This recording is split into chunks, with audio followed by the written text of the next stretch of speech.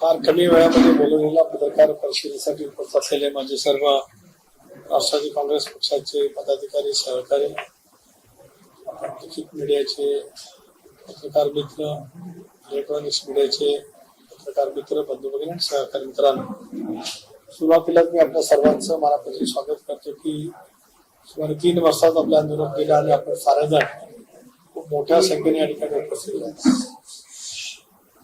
आपल्याला माहिती आहे की गेल्याच आठवड्यामध्ये पत्रकार परिषद घेत राष्ट्रवादी काँग्रेस पक्षाचा 27वा वर्धापन दिन तो समर्पण, संघर्ष, संकल्प टॅगलाईन करून आम्ही षण्मुगान हॉलमध्ये त्या ठिकाणी साजरा करणार आहोत.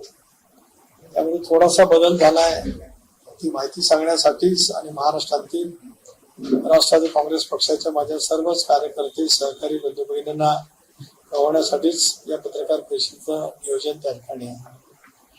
10 तारखेला इंडियाची एक महत्वपूर्ण बैठक पंतप्रधान नरेंद्र मोदी साहेबांच्या उपस्थितीमध्ये त्या ठिकाणी होणार आहे.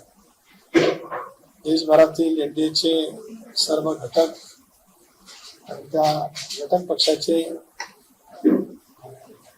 निमंत्रित केलेले मुख्यमंत्री, उपमुख्यमंत्री आणि काही सदस्य त्या ठिकाणी उपस्थित राहणार आहेत. तर त्या बैठकीला जाणं अत्यंत महत्वाचं असल्यामुळेच तसं निरोप माननीय मुख्यमंत्री महोदयांच्या मार्फत आमच्या उपमुख्यमंत्री महोदयांना आल्याच्या नंतर आदरणीय वहिनींना आणि मला त्या ठिकाणी उपस्थित राहणं हे महत्वाचं आहे. स्वाभाविकपणाने 2 वर्षापूर्वी देशातील जनतेने तिसऱ्यांदा नरेंद्र मोदी साहेबांना एनडीएला देशामध्ये पुन्हा एकदा देशाची सेवा करण्याची संधी दिली.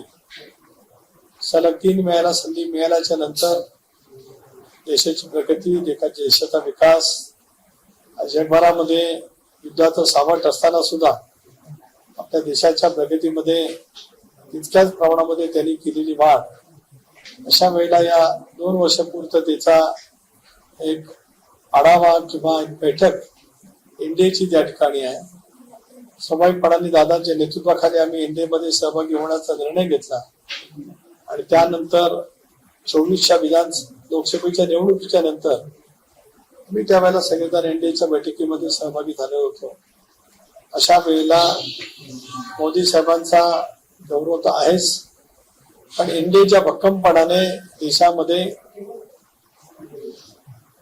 अतिशय उत्तम पद्धतीने एकसंघपणाने जी वाटचाल करते आहे त्या पुढील वाटचालीचं सुद्धा कदाचित मंथन त्या बैठकीच्या माध्यमातून त्या ठिकाणी असू शकतं. आणि म्हणूनच राष्ट्रवादी काँग्रेस पक्षाचा 27वा वर्धापन दिन 11 तारखेला दुपारी 2 वाजता षण्मुगान हॉलमध्ये जिथे नियोजित केला होता तिथेच फक्त 10च्या ऐवजी 11 हा त्या ठिकाणी होणार आहे.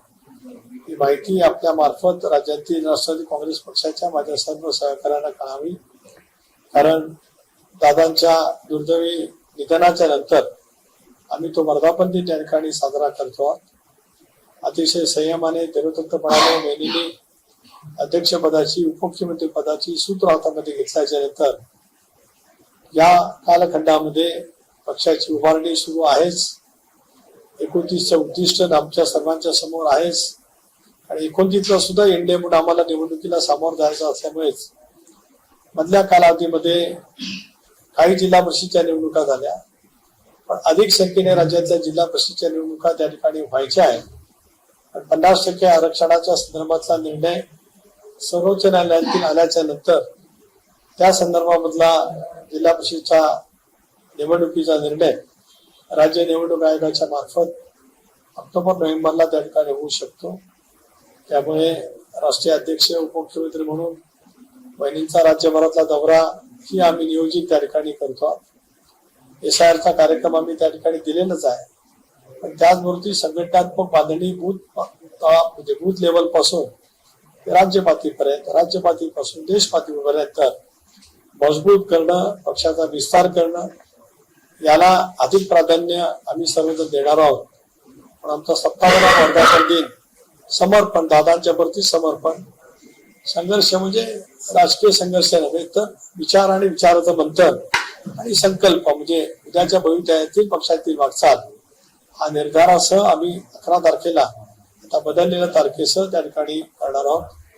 याच अतिशय महत्वाचा असल्यामुळे कारण आज 8 तारीख, उद्याचा एकच दिवस आणि 10 तारखेचं ते नियोजन होतं.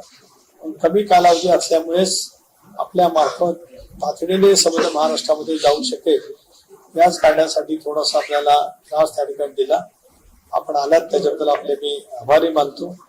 माझ्या पत्रकार परिषदेचा हेतू आपल्या समोर विषद केला. आपल्याला काही संवाद करायचा असेल तर आपण करावा अशी आपल्याला विनंती. हा घाईचा प्रश्न आहे. हा विषय आहे. पालकमंत्री पदाच्या संदर्भातला निर्णय मी कालच सांगितलं की मुख्यमंत्री, उपमुख्यमंत्री आणि आम्ही सर्वजण बसून एकत्रितपणे करू. त्याच्यात आता काय फारशी अडचण शिल्लक राहिलेली नाही. सर, बारामतीमध्ये तुमच्या पक्षाचे एक नगरसेवक आहेत किशोर मास्तर, त्यांच्यावरती अजित पवारांचं प्रेम होतं, परंतु अजित पवारांच्या दुर्दैवी अपघाती निधनानंतर त्यांचा मात्र एक ऑडिओ क्लिप खूप व्हायरल झालेला आहे. त्याच्यामध्ये मात्र त्यांनी अजित पवारांच्या संदर्भात अत्यंत खालची भाषा बोलली आहे की अजित पवार वाचले तरी मला काही हरकत नाही म्हणून. पक्षाकडनं कोणती कारवाई करण्यात आली आहे का त्या व्यक्तींवरती आणि काय दखल घेतली आहे का पक्षाने याची जरूर गंभीर दखल त्या ठिकाणी घेतलेली आहे. विकृत मनोवृत्तीचं द्योतक म्हणजे त्या नगरसेवकाचं वक्तव्य आहे. या दादांच्यामुळे राजकीय जीवनामध्ये त्यांना स्थिरता मिळाली. माझ्या माहितीप्रमाणे बारामतीच्या नगरपालिकेमध्ये जे बिनविरोध नगरसेवक निर्वाचित झाले त्या ऋणास्पद व्यक्तीची कर्तृत्व नव्हतं. तर दादांची साथ, दादांचा आशीर्वाद, दादांचं पाठबळ पाठमागे होतं. त्याची गांभीर्याने नोंद आम्ही त्या ठिकाणी घेतलेली आहे. त्याच्यामुळे त्यांची तत्काळ अकलपट्टी पक्षातून करण्याचा निर्णय पक्षाने घेतला. आज जे तुम्ही सांगते अबाउट दॅट एनडीए मीटिंग तुम्ही जाणार आहात त्यामुळे हा पोस्टपोन करणार, पण there is very better coincidence. आज एकनाथराव शिंदे दिल्लीत आहेत, त्यांनी त्यांच्या पक्षाच्या संदर्भात सगळ्या राज्याची त्यांच्या प्रमुखांची मीटिंग घेतली and simultaneously India bloc also made in Delhi. So considering all these factors, तुम्ही इंडियाचे घटक आहात, तुम्ही मला 2029च्या तयारीसाठी सो आम्ही ओव्हरऑल रिव्ह्यू घेऊ आणि पुढची मार्गक्रमण करू. How do you see the entire political scenario changing just not in Maharashtra, across the country? See, political scenario आज ज्या वेळेला देशामध्ये मजबूतीने इंडियाचं काम सुरू राहतं, पहिल्या कालावधीमध्ये झालेल्या पश्चिम बंगालच्या निवडणुका असतील, तामिळनाडूच्या असतील, केरळच्या असतील, आसामच्या असतील, इथले आलेले निकाल जर का आपण त्या ठिकाणी पाहिले तर मोदी साहेबांच्या नेतृत्वाचा विश्वास अधिक दृढ जनतेमध्ये त्या ठिकाणी होता.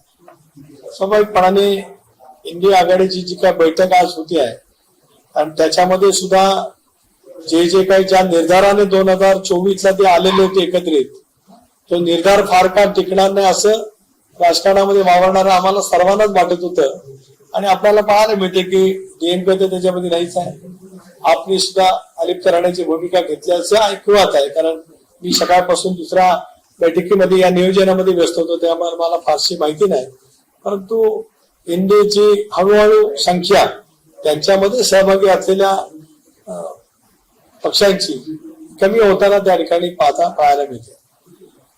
सर, आज राज्यसभेचा अर्ज भरल्यानंतर छगन बाहेर आले, त्यांनी प्रतिक्रिया दिली. त्या प्रतिक्रिया देत असताना तुमचं नाव जरी घेतलं नसलं तरी त्यांनी असा उल्लेख केला आहे की काही जणांच्या कुटुंबामध्ये खासदारकी, आमदारकी, मंत्रीपद मिळतं, तोच न्याय मला का लागू केला जात नाही असं एक वक्तव्य त्यांनी केलं. आणि त्याचा शेवट करताना ते असं म्हणाले की मी कबड्डीचा प्लेअर आहे, मी बुद्धिबळाचा प्लेअर नाही, त्यामुळे कदाचित मी मागे आहे.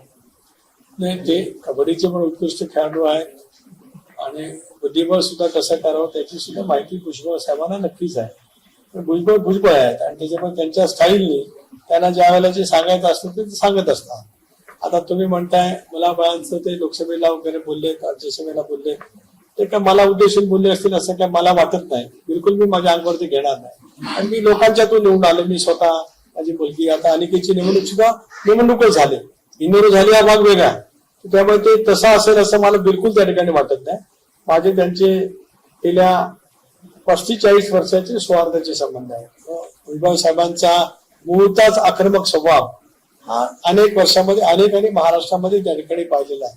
पण आजचं वक्तव्य त्यांचं आक्रमकतेचं द्योतक नव्हतं, त्यांनी त्यांची पार्श्वभूमी सांगण्याचा त्याचा प्रयत्न केला असावा.